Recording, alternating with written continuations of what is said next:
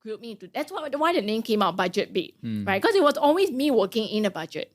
Yeah. And then like I got a kick out of it, right? When I have only $10, buying one item versus being able to stretch that over 5 items. Wow, you feel like, wow, I feel so satisfied, man. I made my dollar work harder. Yeah. So I think because of that background.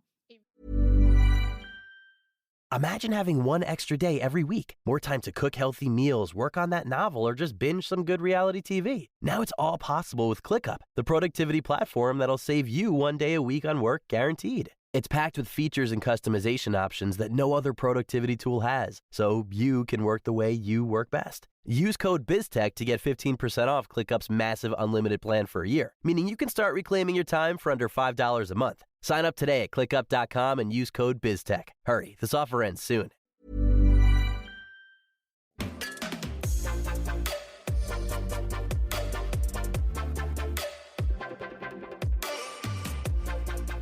Hello and welcome to Chill with TFC, where we look for the quirkiest and geekiest people we can find to share with you their views on money and on life.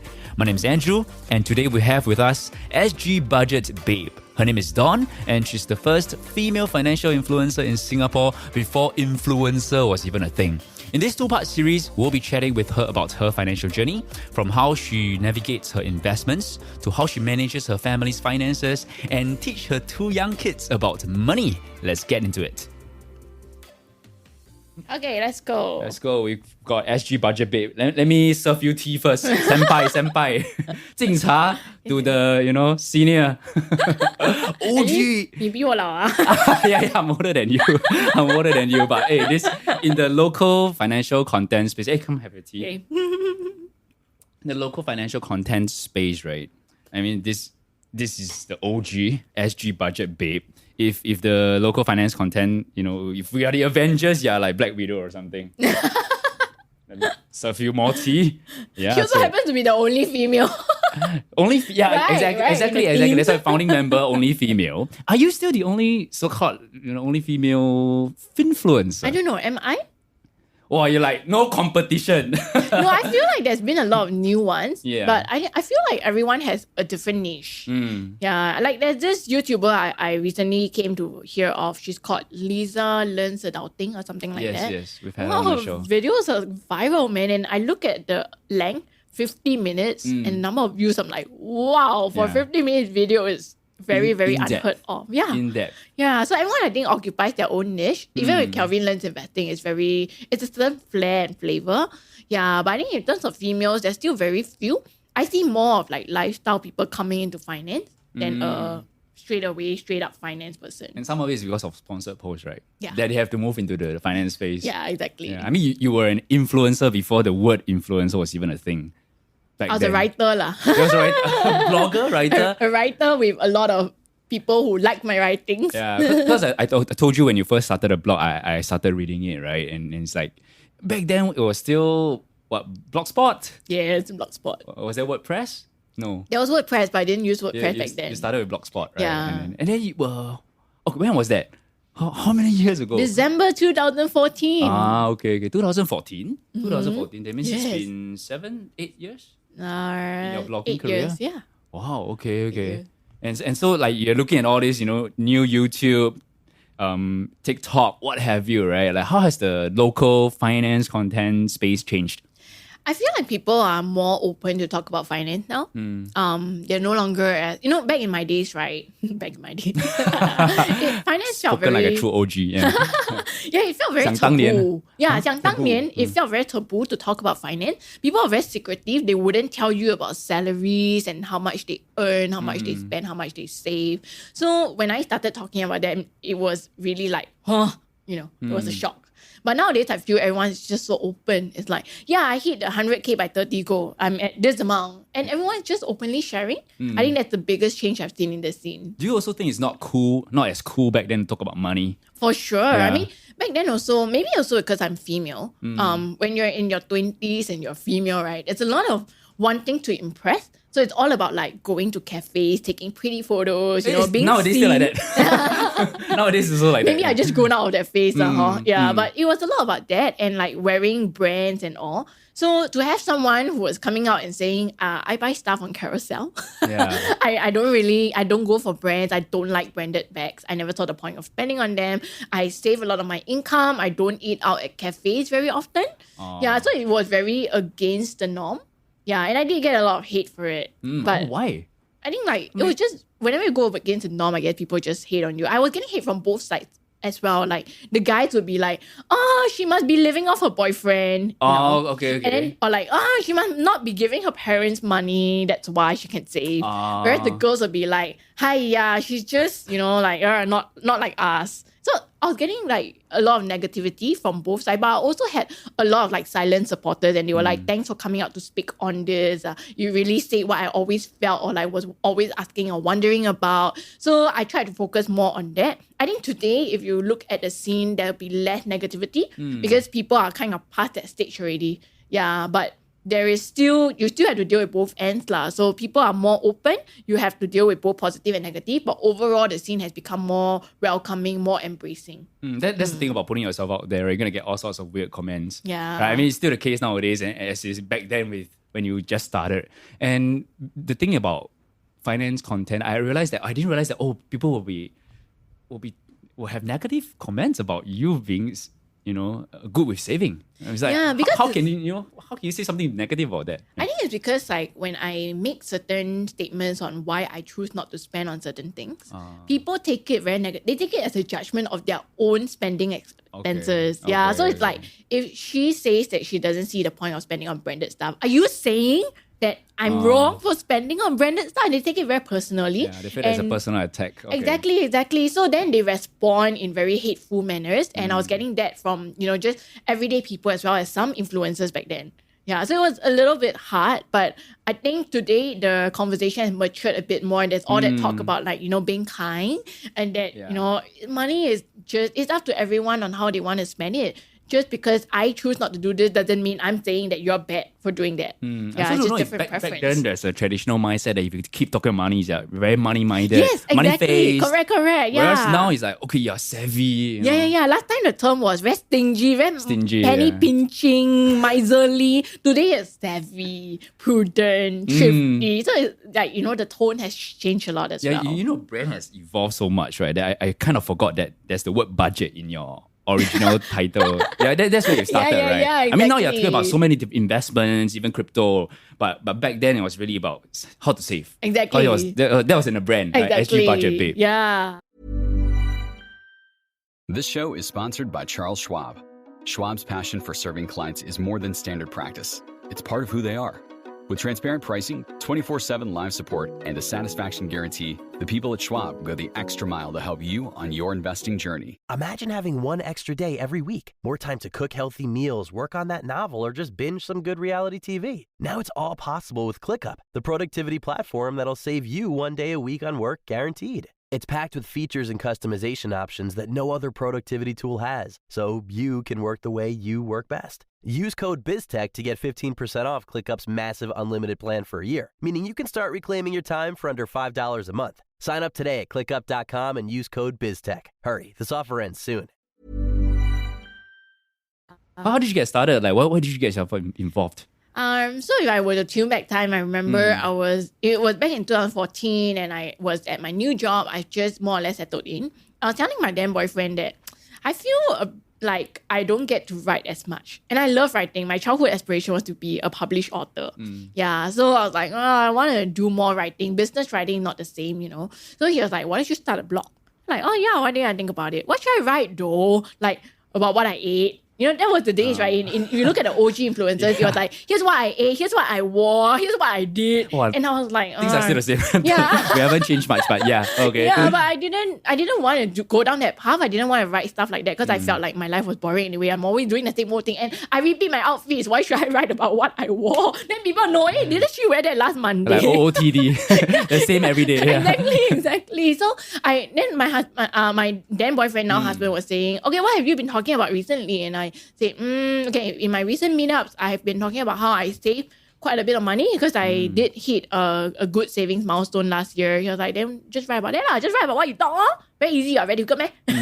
Typical guy style lah. Yeah. So I'm like, oh yeah, why am I overthinking it? So I started my first blog post with the title, How I Save 20,000 in a Year. And that was that is a good title. I didn't even know there was a term clickbait back then. It was literally what I achieved, and it was just me detailing the steps on how I got there. Yeah, and then I didn't even expect that to go viral because I remember when I published it, it was only shared on my Facebook to my friends, and it was really just a few of my friends who was resharing it and saying like, "Wow, I never knew you had this side of you. This was very inspirational." And then all of a sudden, I woke up one day and the numbers just shot up. On the blog. Okay. Yeah, it just went from like, I think 12 shares to like 200. And then like by the next day it was 2,000. And I'm like, what's happening? I have no idea. And then my friends were all messaging me like, dude, my colleagues in office are all talking about you. You're famous. But I didn't put my identity lah, right? So my friends knew who I was, but people who saw the blog through shares probably didn't know.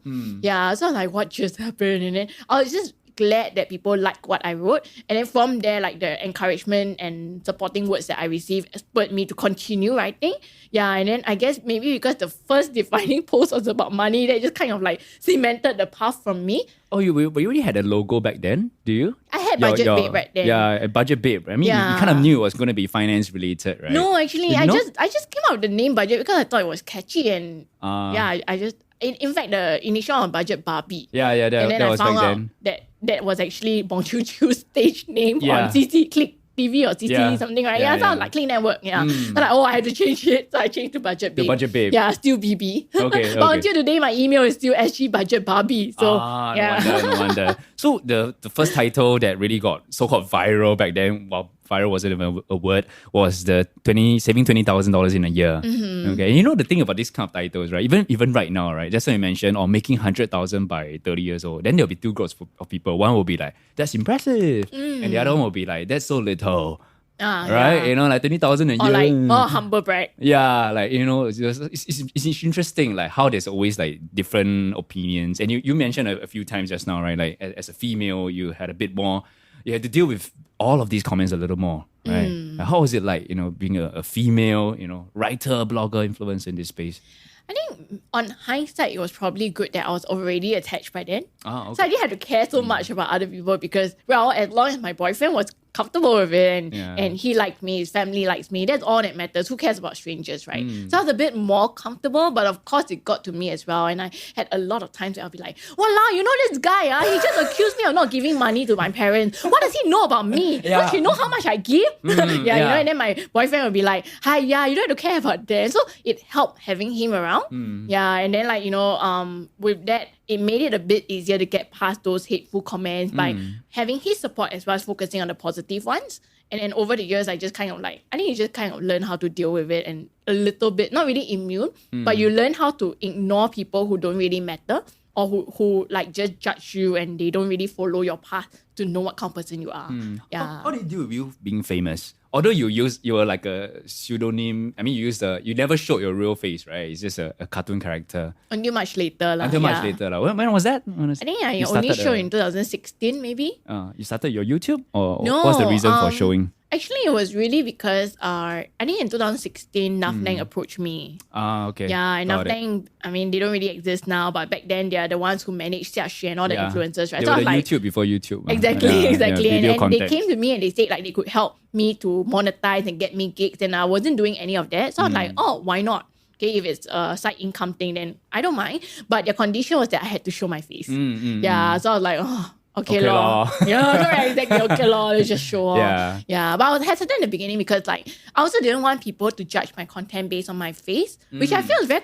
Isn't that the reason why a lot of people followed the OG bloggers? Because hey, this girl show. I mean, I'm guilty of it myself, right? I followed Tammy Tay back then because she's so hot and pretty, right? And then like I just didn't want people to like judge me before they get to read and judge my words. I see. As an author, I mean, if you knew how the author looked like and you judge. What's more important? Is it the words or the author? But, sometimes the face does come in. So I deliberately didn't want to show face in the beginning. Although you know that showing your face will get more engagement, right? Because that's how social media works. I never knew. It was only when Afnan explained it to me that I was like, okay, I can see the rationale of why you need me to show face. Exactly. I can see from client standpoint and all, but okay lor, I mean, now it's about 2 years already, about time lah, and just come out lor. That's why I love Lisa's adulting in Singapore, because she has never shown her face till Yeah, today. Yeah, and exactly. it's all a 50-minute video. That means the content is really like in depth and all that. Exactly. Okay, yeah. So you started showing your face. You know, more people know you, and then you know how things work behind the scenes, right? So could you tell us a bit more about, I mean, people listening to this podcast, they're going to be consuming so much financial content, right? So how is it like really behind the scenes? How should we learn to discern financial content? That's actually a really good question. So I think there are two types of content creators when it comes to finance. One are the finance creators and one are the lifestyle now taking on finance content. And I think people need to be a bit more discerning for the latter group, because sometimes they're just following the brief. It's not that the brief is wrong, but it's just that, you can always just focus on the positive side, Right. but not knowing the negative side or the T and C's of finance, right, can make or break the investment or the purchase or whatever it is. It's like, for example, the person can say the credit card gives you 10% cashback.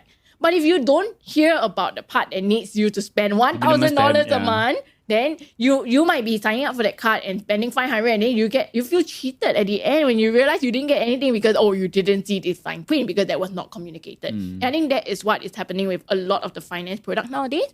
On the first group, I think there are two types also. So there are people who I really respect because and this is what I try to also be, whereby we're very selective about what we take on. And many times I walk away from engagements even when they offered to pay good money because I just felt like it didn't support what I wanted to stand for in the long run. And it could backfire in the future, right? Yeah, I could earn like $1,000 or $3,000 right now, but is that worth the cost of my long-term reputation? Yeah, so making that kind of decisions on the back end is not what people always see. You only see what gets produced on the front. And people are very quick to just, shrug off, sponsored content. Yeah. But the truth is, sponsored content has a lot more work than organic.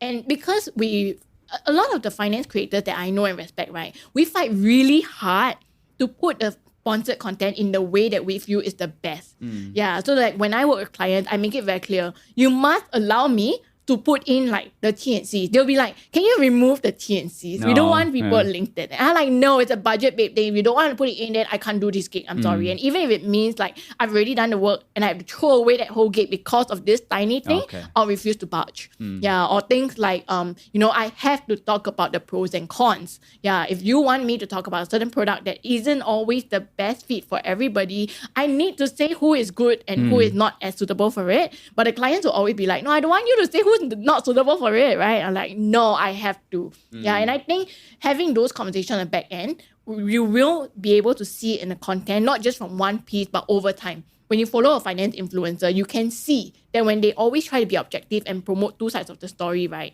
I feel those are the ones that are a bit more trustworthy and you can rely on the content for more snap judgments in that sense. But if it's not, then you have to be more discerning yourself and go and do extra research after reading about it. I have nothing against the advertising model if it's done with integrity, like what you said. And actually, you brought up a point which is very interesting for me. Like some YouTube channel, and then when they start to have advertisements, then people will say, "What, you're a sellout or something," right? Like, but then do you think they're producing the YouTube videos for free? Exactly. I mean, there's got to be a revenue model in there somewhere. Exactly. But then I think this perspective is changing too. Like last time I would see comments, "Oh, you're a sellout," or "You're getting ads." But now I see like, "Oh, I'm so happy." Like for example, Kelvin, right? "I'm so happy you're getting sponsors. Like you deserve it." So I think there's a change in perspective as well. Yeah. But how is it really like behind the scenes in the sense that, now there's so much crypto shilling meaning like, yes, they're really selling this specific token or coin, right? And like how bad is it? And if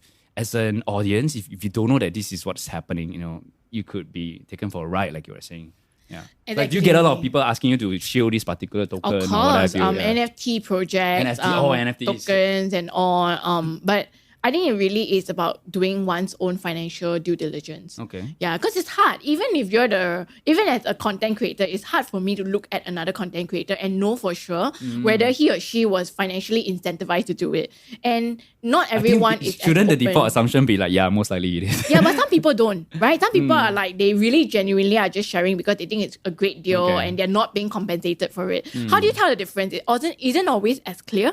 Isn't there an advertising guideline to put a hashtag sponsored post at least? Like, but what if it's not sponsored? What if you bought that investment first? Okay. And then you're trying to shield it because you want other people to come in and buy and then push out the price and then you want to dump it on them, right? So how does that fall within the guidelines? You would never know. So I think like for me on my end, this is why I also stopped putting out public mentions of the things that I'm in, the investments that I am invested in, because I realized like people just look at, oh, he or she bought this, that's it. They don't look at the thesis. They don't look at the why, right? And then a lot of like, snap judgments get made, some good and some lead to a lot of downfalls. So for me, I like keep that to a exclusive platform on my Patreon where I really put out the entire thesis. And like, this is the reason why I bought it. This is where I see it going. These are the risks. This is the amount I bought it at. So if you see it now, it's like entry. 120. Yeah, my entry level. Or if I sell, important. this is my sell price. So it's very clear and very transparent. Yeah, but if you're on just, public, right, it's very hard. Like, some people do that on Twitter. It's just 100 plus characters. Okay. Yeah, how do you communicate the whole thesis on that? Yeah, you can have your Twitter threads, but how many people actually read through Twitter threads? Even after you put up the whole thesis, people might still not be reading it in detail, right? They could, but at least in that case, like if something goes wrong, I've done my part and I've done my part to educate you. Yeah. You don't just blindly follow. So you knew what was the risk, and if that risk materialized, I'm in it with you, man. Because I also went in, right? And if I sold, you would have seen me selling, but I didn't. So I'm down at the same time. Do you think there needs to be more regulation in this space? I think there is, but it's hard. Like how? It's like the same reason why SEC hasn't really gone after Elon Musk for all his tweeting, right? Yeah. It's really hard to kind of stop people about sharing, because you can stop the ones with a little bit more influence, but then the next everyday person who is savvy, not financially compensated, could start sharing about his or her picks, and then when they go right, he or she will naturally have an audience grow, and then will grow into that financial influencer title. And then do you now stop them when everything they've been doing up to that point was working well and you didn't regulate anyway? At what point do you step in? How do you step in? It's really hard. So I feel the easiest way, instead of waiting for regulations, which are always slower, we as consumers and investors just need to do our own due diligence. Okay, could we go deeper into the due diligence part, right? So how can I do more due diligence? So like learning about, let's say you see someone shielding a crypto coin, then you need to go and read up about what is this crypto project about? What problem is it trying to solve? Who's the team? Is it docs or undocs? What's the potential? Could it be a rug pull? And then like also go and figure out, is the one who's posting this financially compensated in some way? It might not be that they were paid for it, but maybe they can earn affiliate fees. Yeah, there was like, I think, was it Crypto Nick or Bomber Nick in the early days of the 2017-18 bull market? He earned a lot of money from affiliate crypto promotions. And then also it could be like they bought in early and they're just trying to, shoot it up, make the price go up and then dump it on you. Yeah. So I always teach my followers to ask this question. Are they making you the exit liquidity? If you think they are, then maybe you want to stay out. Maybe we should explain the exit liquidity part. Yeah, so like if I buy a crypto coin that's unheard of, and then I shield it and promote it to all my followers, and I say, wow, this is super good, you should go and buy in. And then everyone goes in and buy, even if it's a little bit, the price is going to go up. Once that happens, I dump it. Yep. And then the price will slowly, like people start panicking also, and then it slowly crashes and then it goes down. So exit liquidity is me dumping on my followers. Yeah. I walk away the profits. They're the ones who hold the loss. Yeah, because you will be selling at the highest point, right? Or the highest. The price, at the highest price. And then I'm your exit liquidity in the sense that I'm buying at a lower price. You're buying my I'm buying from you. I'm buying from you at a high. Yeah. You're buying the things that I don't want. And then the price drops. So I'm your chance for an exit. Yeah, exactly. And liquidity, because now you can make away with the money. Exactly. Okay. So I always ask people to think about that question. Is this person making you their exit liquidity? I think even after doing all this, you could still be, taken for a ride, but at least, you've done some work. You try to limit the potential possibility that you could be the exit liquidity for some of these influencers out there. Correct. And also, I mean, aside from deliberate schemes like this, there's also bad luck, right? Like COVID happens, Black Swan events happen. So you still can lose money even you do due diligence. But knowing the risk and at least doing your homework, then you can't say like, if only I had done this. Okay. Why I so stupid, never go and check that kind of thing. So at least you'll be also like a lot, not so harsh on yourself.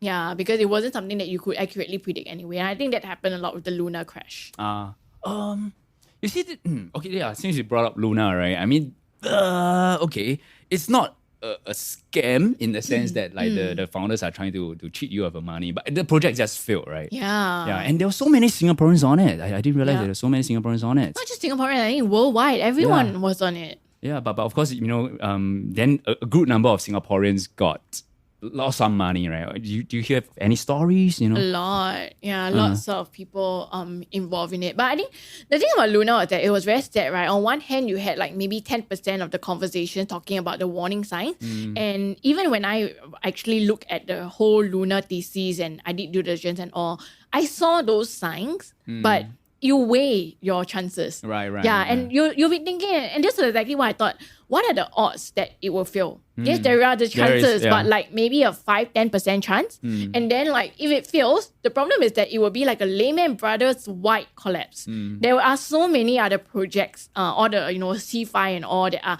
embedded and tied and entrenched in this Terra C5 being ecosystem. Centralized finance. Correct. Right? Okay. Yeah. So they're all tied together and all the hedge funds and all. If Terra really falls, then all of these, there will be a domino effect. There will be financial contagion on the street. I don't think that will happen. So I'll take my chances and I'll play on the 90% that I think it will go up. Okay. And then of course, like who knew it happened to be that 5 or 10% chance came to pass. Yes. And we're now really seeing the whole financial contagion that I predicted in my thesis play out. It's unfortunate, but it was a risk. We knew the risk. We weighed it to be like 90-10 and we went ahead. So even if that goes to naught, then that I've done what I could. You did allocate some capital according to your analysis. Risk and risk appetite also. Yeah. So I think many Singaporeans over allocated. Exactly. I think they may allocated either because of greed or they didn't know. Yeah, like I mean, if you just look at the Anchor protocol, right? Wow, 19%. Wow.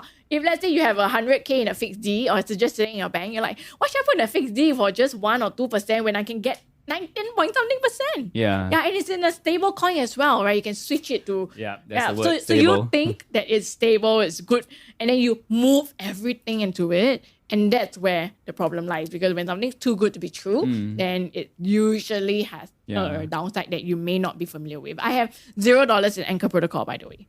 Now, of course, because No. Back then, all along, zero. I never had. I was tempted. Yeah, I'll definitely was very everybody's tempted. on it, right? Exactly, but I just felt like it didn't make sense to be sustainable. Yeah, and it's good to play for as long as it runs, but can you get out in time? And my concern was, I don't know if I could get out in time. So I'm okay to not make this 19% and just keep my cash in other sources instead. Yeah, but of course, when that whole crash came, it was very sad. Yeah, it was really, really very sad. My biggest loss actually didn't come from Anchor, didn't come from Luna, but from the fact that because I believe in the Terra ecosystem, how entrenched it was, right? I had some money in UST. Right. And that was my war chest for crypto when the winter comes. So now I'm like, my war chest is almost gone. Yeah, I had to put in more money to make a new war chest because I mean everyone knows Tether has issues.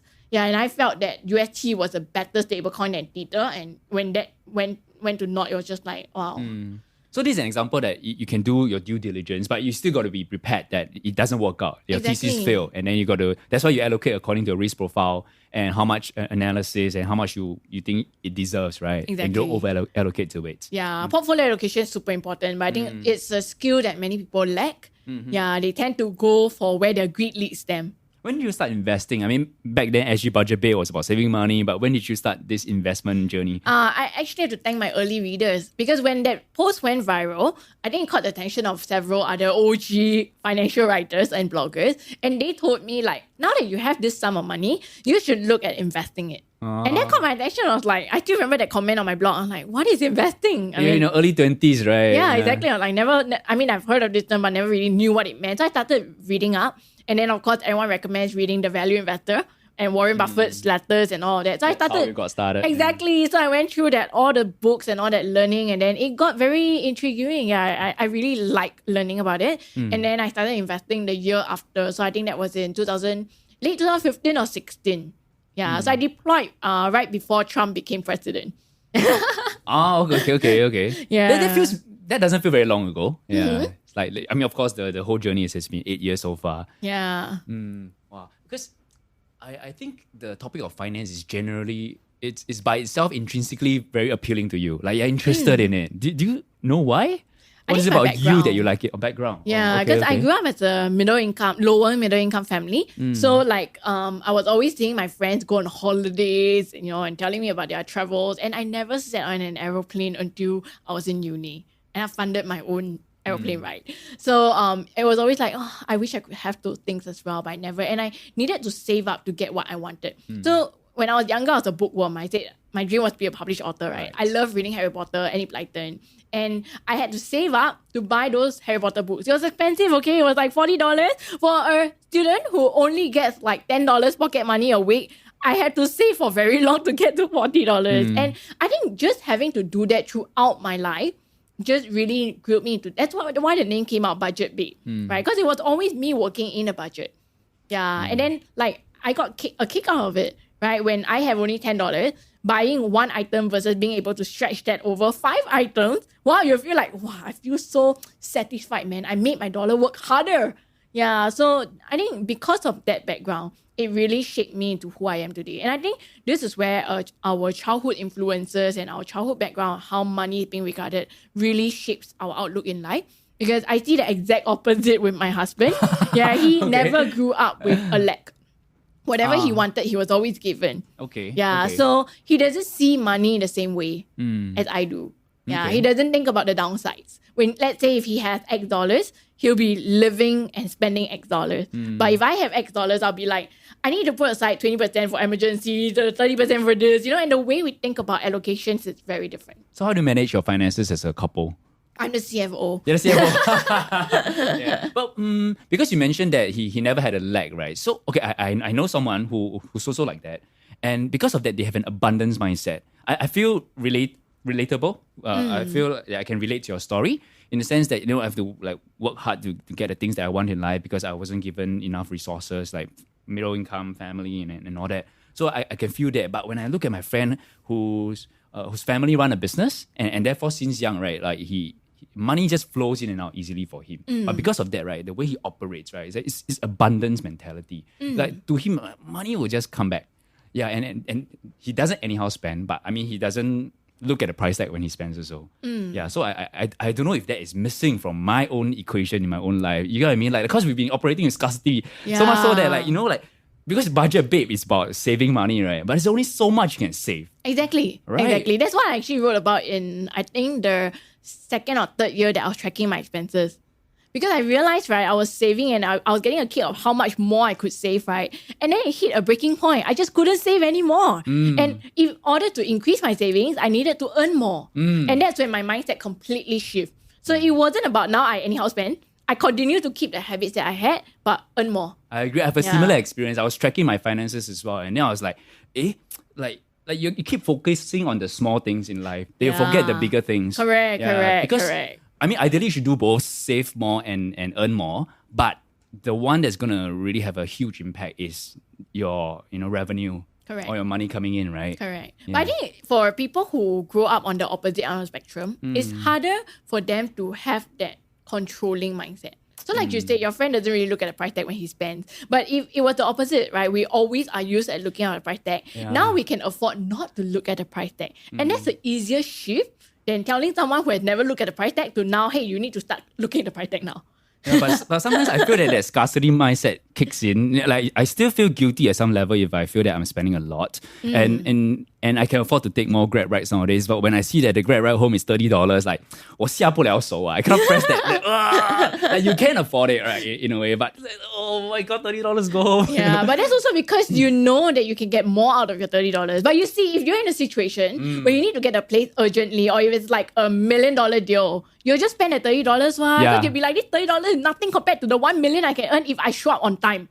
Yeah, so it's really about the value. Yeah. And I think we cherish and understand and attribute more value to each dollar because of our background versus someone who comes from the opposite side. Yeah, and I really feel it's easier to go from scarcity to abundance than abundance to scarcity. All right, so you've been through the training. Yeah. Yeah. So Budget Babe has evolved to like not just budget already. Like you're talking about so many different topics nowadays. Yeah, and I think also like maybe when you reach a certain age, now that we're in our 30s, right? You realize there's just not so much you can budget anymore because, unlike in your 20s when it's just you. There's only so many cups of Starbucks that you can stop drinking. Yeah, exactly. To save money. Yeah. And then when keys come into the equation. There's just so many other things that you just can't. And that's all for today's episode. Don't forget to tune in again next week as we continue our conversation with Dawn to find out more about how she manages her family's finances and investments as the CFO of her household and how she's teaching her 2 kids financial literacy.